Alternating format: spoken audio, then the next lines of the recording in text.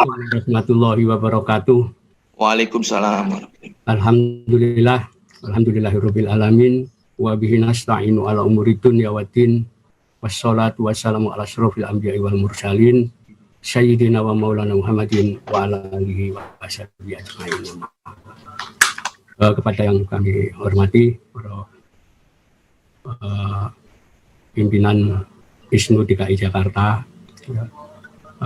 kemudian Bapak Profesor Dr. Aswiwarman Adam dari LIPI dan sahabat-sahabat sekalian.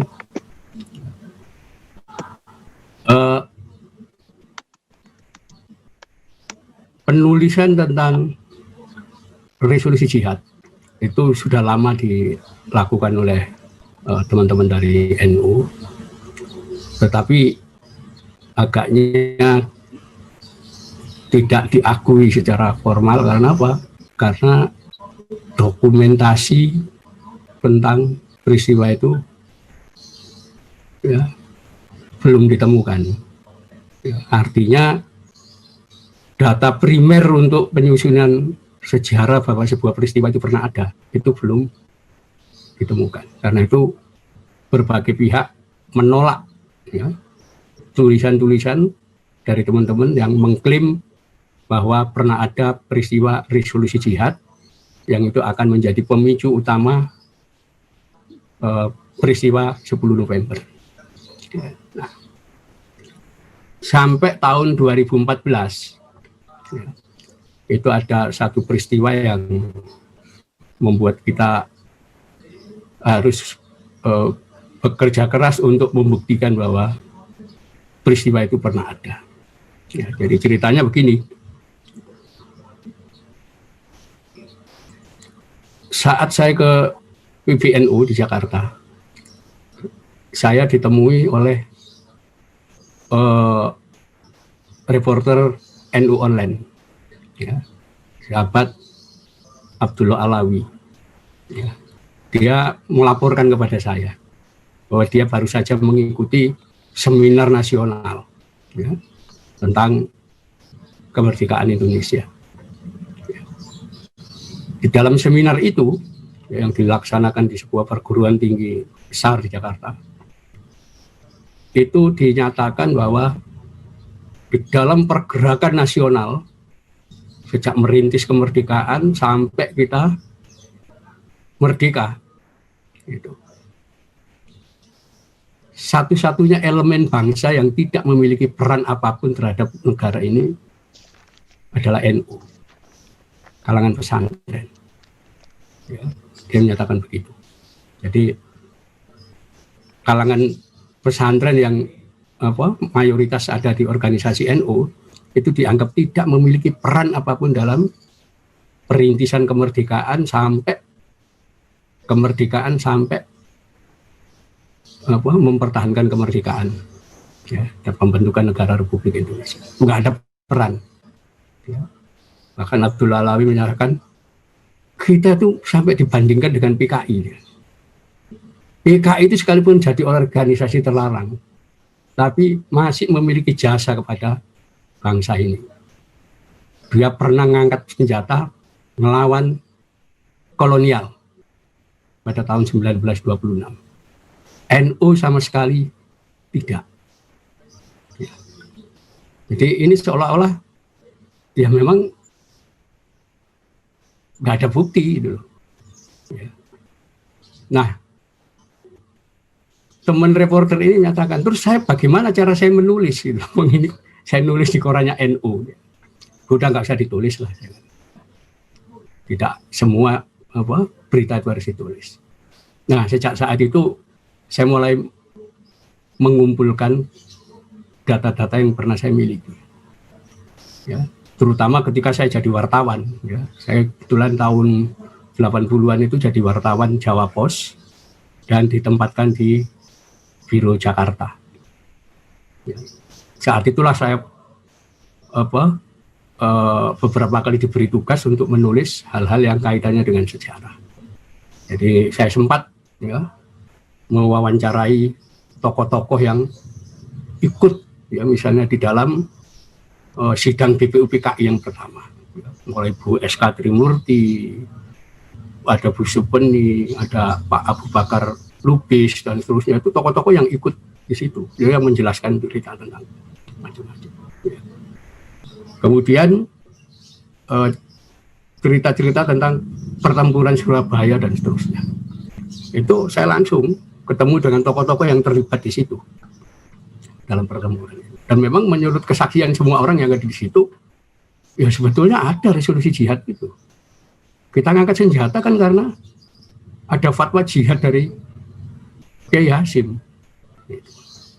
Nah, tapi dari beberapa wawancara saya dengan beberapa tokoh yang terlibat dalam peristiwa 10 November maupun peristiwa 4 hari perang bulan Oktober akhir itu ada satu pandangan yang sangat khas, ya, itu pandangan wong NU. Dari beberapa kiai yang saya tanya, saya wawancari soal peristiwa itu betul-betul mengungkapkan fakta sejarah yang ada di lapangan dalam pertempuran itu. Nah, tapi ketika saya katakan begini, kenapa peristiwa-peristiwa penting ini tidak ditulis? Itu kan bagian peristiwa NU memfatwakan jihad fisabilillah untuk membela negara Republik Indonesia. Gitu. Rata-rata tokoh pelaku sejarah ini mengatakan, loh Mas, namanya aja jihad, itu urusannya dengan sana gitu. Nggak perlu kita ngomong-ngomong. Nanti kalau kita ngomong-ngomong tentang peran kita kemudian minta jasa, itu sudah bukan jihad namanya.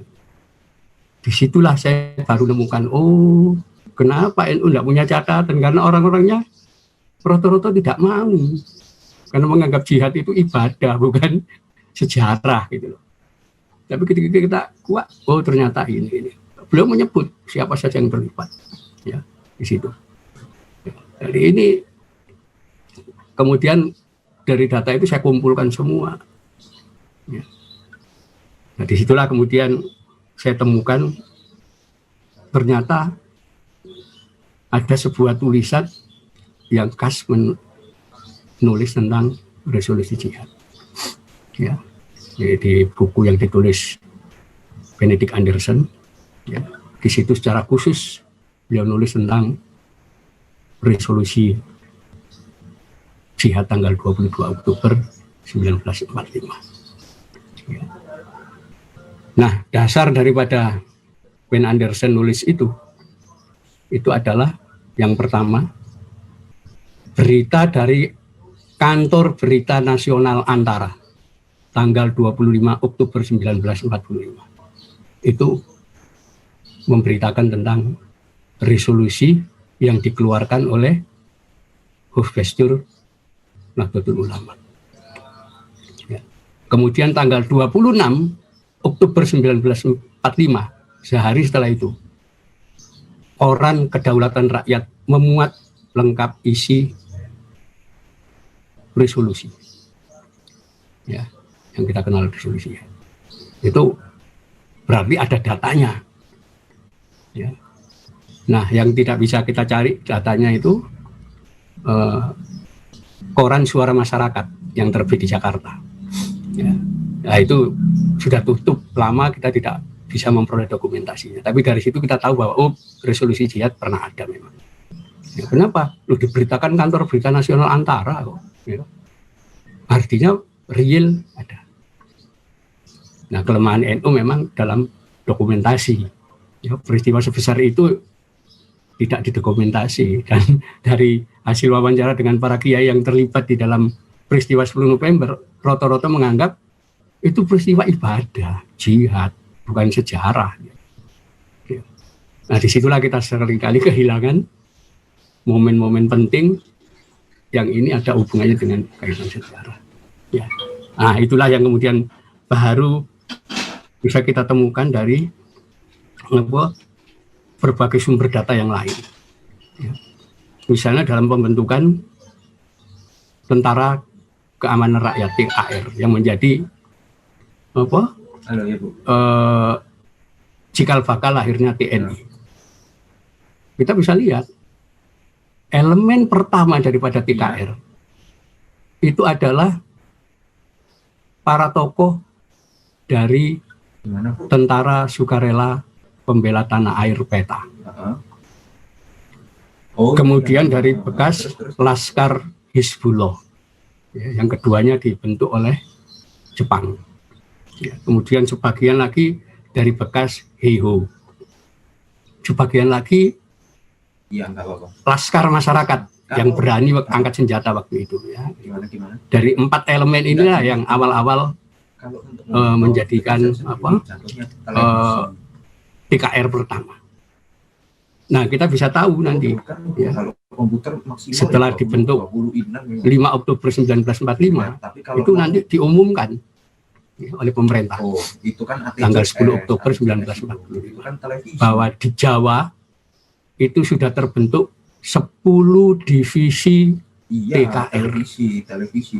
Kalau mau sistem gini, kalau mau sistem kayak RTCS Panglima divisi pertama.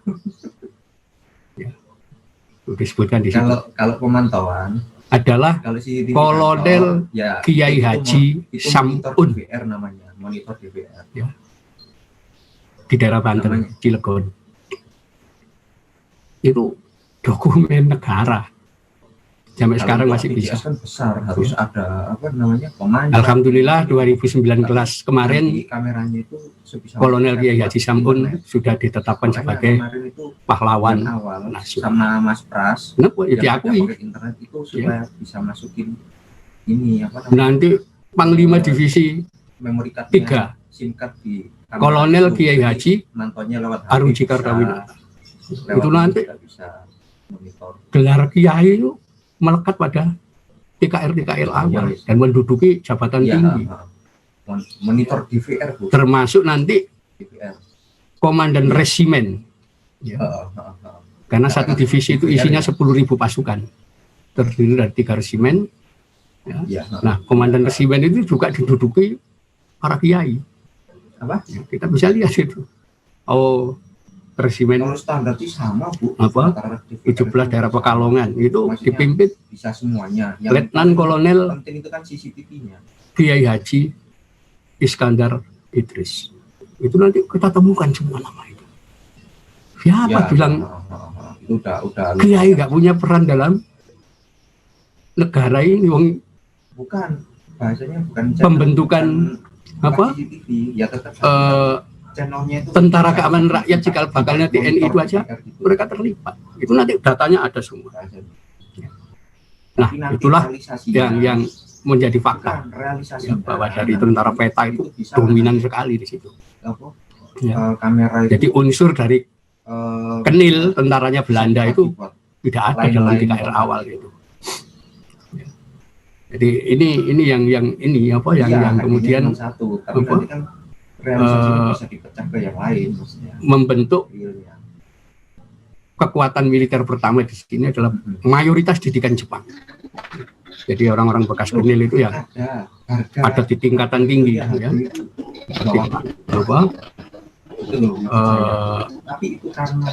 Jenderal Jati Kusumo, kemudian Jenderal Urip Sumoharjo itu orang-orang dari Kenil. Tapi mayoritas TKR itu isinya dari PETA, Hizbullah, Heiho, dari Seilendan yang didikan Jepang dan pasukan masyarakat. Inilah yang kemudian bergerak nanti ya, dalam pertempuran 10 November. Nah, ada satu peristiwa yang sangat mempengaruhi lahirnya Resolusi Jihad, yaitu ketika mulai tanggal 14 Oktober ya, itu radio Belanda menyiarkan berita-berita yang sekarang bisa kita sebut berita hoax, berita fitnah yang tidak ada dasarnya. Di mana saat itu radio Belanda menyiarkan ya, bahwa tentara Inggris yang mewakili sekutu akan datang ke Indonesia, makanya bahasanya ke Jakarta, ke Semarang, ke Surabaya, ke Tapi Bandung. itu satu kamera begitu tuh. Itu Apa lu enggak mewakili sekutu ini bukan untuk kayak menangkap kan kayak semua kolaborator Jepang. call center 121 Ya. gitu kan bisa itu loh, walaupun itu bahasanya 4 channel. Disebutkan Kita cuma siapa belajar saja itu. apa-apa. Termasuk orang-orang yang pernah pidato dengan Nggak keras ada. Belum menyatakan yang Amerika kita setrika, Inggris kita linggis, ya. Itu nanti yang akan ditangkap pertama oleh Inggris. memang paling itu. Yang kedua, orang-orang didikan Jepang dalam militer. Iya, PETA, monitor DPR. Oke. mantan tentara Jepang Itu yang pribumi, yang lain udah, Heiho, yang kemarin gimana? Ya. didikan Kayak Laskar Jalan Hizbullah, Timus. itu semuanya akan ditangkap. Inilah yang menimbulkan keresahan. Mm-mm. Sampai kemudian Presiden Soekarno mengirim utusan ke Iya, Kiai Hasyim secara- Asy'ari Ya wis, untuk meminta kita- fatwa. Apa kira-kira yang kita lakukan? Melawan boleh tidak Hmm. kalau kita ditangkap? Sementara TKR yang dari unsur PETA, dari unsur Hizbullah, Iya. dari unsur Seinendan maupun dari Heiho, itu juga rame-rame menghadap Hasyim Asy'ari. Kenapa? Bagian besar perwira-perwira asal PETA dan Hizbullah itu santri itu buyur. Ya. Bahkan salah satu komandan Iya, bisa lah itu nanti. PETA waktu itu Makanya itu saya Kiai kemarin Khalid Hasyim itu itu sih putranya bisa. Kiai Hasyim Asy'ari, adiknya Pak Wakid Hasyim. Bisa. Itulah semangatan Apa? apa yang harus kita lakukan kalau kita ditangkap sama Inggris. Disitulah kemudian Kan dari awal Kiai Haji konsep itu Hasyim Asy'ari mengumpulkan seluruh konsul-konsul memang seharusnya NU se-Jawa Madura di Surabaya, iya. dan dipilih bukan di kantor NU tapi di kantor Ansor. Ya. Itulah tanggal 21, tanggal 22 dilakukan pertemuan. Pokoknya kontaknya loh Bu, ke saya nanti. Nek ada apa-apa. Saat itulah Ya. oke. setelah Oke, siap. pertemuan tanggal 21 dan tanggal 22 itu lahirlah resolusi yang ditandatangani oleh Gufgestur PBNU. Ya. Jadi tidak mengatasnamakan pribadi, tapi Gufgestur NU, pengurus besar NU. Nah, di situ ada dua hal yang ada. Yang pertama, fatwa jihad, ya. Seruan lisan dari Kiai Hasyim Asy'ari, ya, yang menetapkan hukum fardu ain bagi setiap orang Islam yang berada dalam jarak 94 kilo, yaitu jarak disahkannya sholat jamak qashar, ya, untuk membela tanah airnya dari serangan musuh. Itu fatwa yang disampaikan Hasyim Asy'ari. Ya. Nah, yang kedua itu ada resolusi. Ya. Ini yang disampaikan kepada pemerintah. Kenapa? Ini permintaan dari Presiden Soekarno, karena itu resmi sekali. Ya. Jadi mulai menimbang apa saja dan kemudian menetapkan, memutuskan untuk melakukan perlawanan fisabilillah terhadap. Jadi ada dua hal yang disampaikan. Nah, rupanya yang paling nyambung pertama kali adalah fatwa jihad. Ya. Bukan resolusi, karena resolusi itu terlalu panjang kan ya, redaksinya. Tapi fatwa jihad langsung orang. Kita siap ngelawan kedatangan Inggris.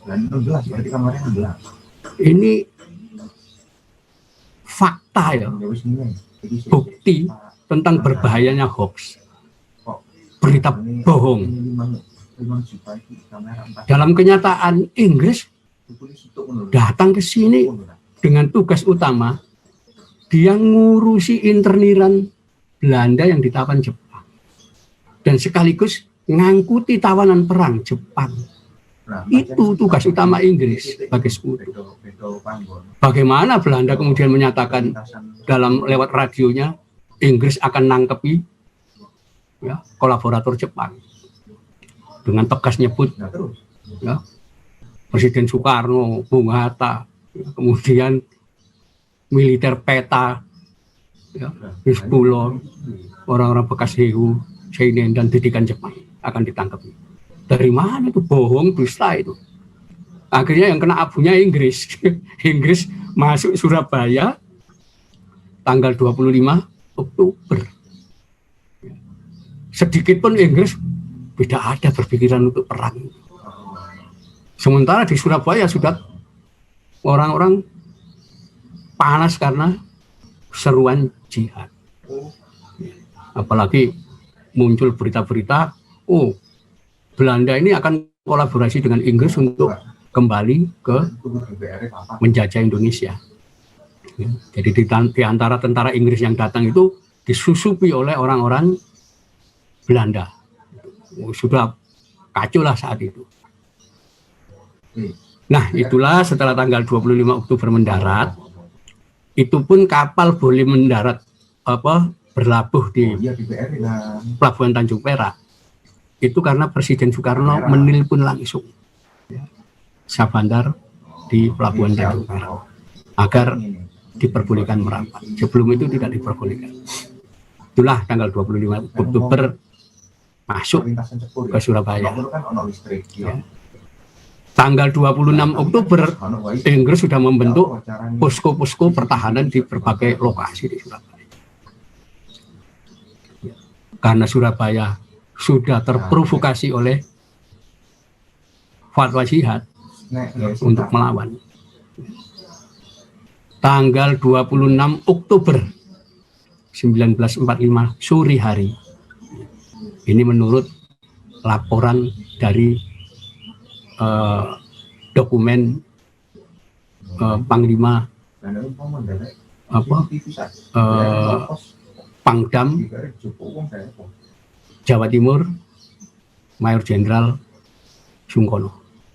Tanggal 26 Oktober sore itu pos pertahanan Inggris di daerah Benteng itu di utara di sekitar sekolahan Al-Irsyad sudah diserang oleh massa, ditawur beramai-ramai di situ.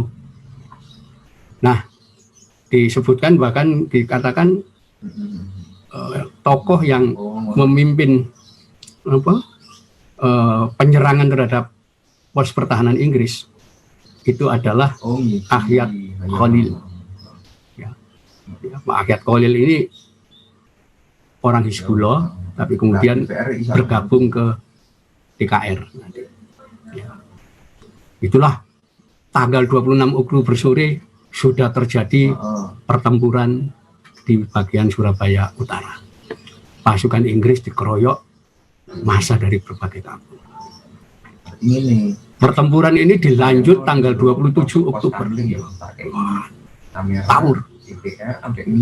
Semua saksi mata menyaksikan ini tawuran bukan perang. Kenapa? Tidak ada pemimpin. Orang dari kampung takbir keluar dari rumah masing-masing bawa linggis ya, bawa pantungan, bawa bambu runcing, bawa macam-macam lah, nyerang tentara Inggris. Ya. Nah, tanggal 28 Oktober ini lebih parah lagi. Kenapa? DKR yang harusnya tidak ikut terlibat ya, terpengaruh oleh aksi massa. Akhirnya TKR ikut terlibat bersama massa. Disitulah dalam catatan korban dari pihak Inggris meningkat sangat besar. Banyak mati dibunuh. Karena kalau ketika menghadapi rakyat itu, rakyat kan sekedar tawur dan sebagainya, Nah, tapi ketika menghadapi orang-orang unsur dari peta yang pernah dididik Jepang, mereka mampu menembak musuh dalam jarak jauh maupun jarak dekat. Dan pasti kena. Itu pertempuran luar biasa, tanggal 28 itu paling seru. Itulah Malepi kemudian minta bantuan ke Jakarta kepada atasannya, dan Letnan Jenderal Philip Christison kemudian mengirim Presiden Soekarno dan Bung Hatta, wakilnya, serta Mr. Amir Salifuddin untuk ke Surabaya. Tanggal 29 Oktober. Tanggal 30 Oktober dicapailah kesepakatan damai, ceasefire, damai antara pihak Inggris diwakili Brigadir Jenderal Malepi dan kemudian pihak Jawa Timur, ya, itu diwakili gubernur, ya, diwakili presiden, ya, kemudian wali kota Surabaya, semuanya ikut tanda tangan bahwa. Nah, masalahnya saat itu tidak sama dengan sekarang. Ketika terjadi konflik bersenjata, kita sudah damai, ya, sudah dicapai kesepakatan yang difasilitasi oleh Presiden Soekarno. Masyarakat di lapangan itu belum dengar, nggak tahu itu. Itu sebabnya dilakukan sosialisasi, ya. Dilakukan sosialisasi untuk apa? Ya, agar masyarakat mengetahui bahwa tembak-menembak sudah berakhir, perdamaian sudah dicapai. Ya. Itulah Brigadir Jenderal Malepi ketika sosialisasi itu sampai ke daerah Jembatan Merah. Ya, ternyata ada gedung Internasio di situ, pasukan Inggris masih dikepung massa. Nah, dalam usaha, ya, mendamaikan dua pihak yang bersengketa ini, Brigadir Jenderal Malepi tewas karena apa? Dilempar granat. Tidak tahu siapa yang melempar. Semua pihak mengingkari, tidak ada yang mengaku saat itu siapa yang membunuh Malepi. Ya. Bahkan mayatnya Malepi kemudian apa? Diam-diam tenggelam di Kalimas di seberang Jembatan Merah itu. Itulah Inggris marah. Tanggal 31 Oktober langsung Letnan Jenderal Christison membuat ultimatum, di mana ultimatum itu menyatakan kalau sampai tanggal 9 November 1945 jam 6 sore penduduk Surabaya tidak menyerahkan pembunuh Malepi, dan penduduk Surabaya yang memiliki senjata tidak menyerahkan senjatanya kepada pasukan Inggris, maka tanggal 10 November 1945 jam 6 pagi Surabaya akan dibombardir dari darat, laut, udara. Itu ultimatum. Jadi 10 November itu adalah hari hukuman Inggris terhadap rakyat Surabaya. Itulah, ya, peristiwa yang terjadi. Ternyata urut-urutannya seperti itu. Nah, ternyata Kiai Hasyim masih mengikuti Kongres Masumi di Yogyakarta, ya, tanggal 7 November 1945. Sekembali dari Jogja tanggal 9 November 1945 jam 4 sore, ya, Haji Hasyim Asy'ari menjawab ultimatum Inggris itu dengan fatwa jihad. Beliau mengubah redaksi menjadi fardu ain hukumnya bagi semua umat Islam, ya, yang berada dalam jarak 94 km dari kota Surabaya untuk membela Surabaya. Jadi redaksinya sudah dirubah. Kalau dulu 94 km, ya, jarak kita dari musuh, dari tanah air kita, maka langsung didefinisikan Surabaya. Itulah fatwa itu langsung disambut oleh seluruh umat Islam, terutama dari kalangan pesantren, dari kalangan NU yang berada dalam jarak 94 km. Ya, Sidoarjo, Mojokerto, Gresik, ya, Lamongan, Pasuruan, Jombang, Malang itu wajib. Ya, kenapa? Ya jaraknya nggak sampai 94 kilo dari itu.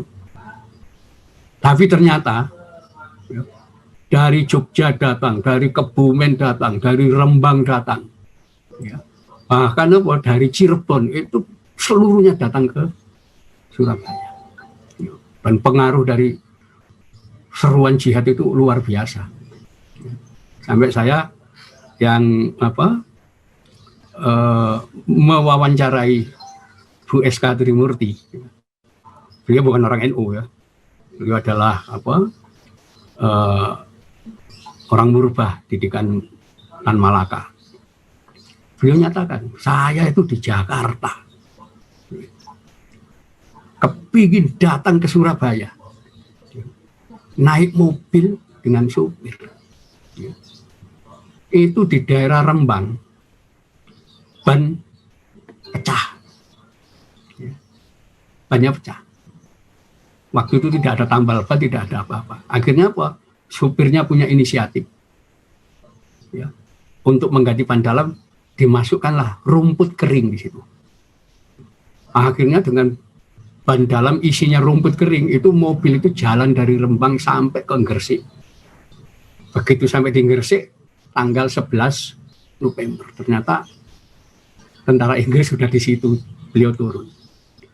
Ya, dan kemudian berusaha mencari jalan untuk bergabung dengan Laskar Putri di Surabaya. Nah, ini kan menunjukkan pengaruh ya, fatwa jihad itu tidak hanya dirasakan orang pesantren, ya, tapi tokoh nasional yang bukan dari kalangan santri pun merasakan itu, sampai jauh dari Jakarta datang ke Surabaya. Bagaimana mereka ingin ikut ya, terlibat dalam peristiwa itu. Jadi saya kira ini betul-betul peristiwa yang sangat luar biasa heroiknya. Dan belakangan saya baru paham ya, bahwa peristiwa 10 November yang diawali perang 4 hari akhir Oktober ya, yang mengakibatkan Brigadir Jenderal Melvi meninggal, itu ternyata bukan peristiwa lokal. Kenapa? Peristiwa itu terjadi pasca Perang Dunia Kedua selesai. Dan ini adalah peristiwa perang yang skalanya internasional. Kenapa? Baru kita belakangan kita buka dokumen-dokumen. Ternyata yang muat ini New York Times itu muat peristiwa hari demi hari pertempuran 10 November.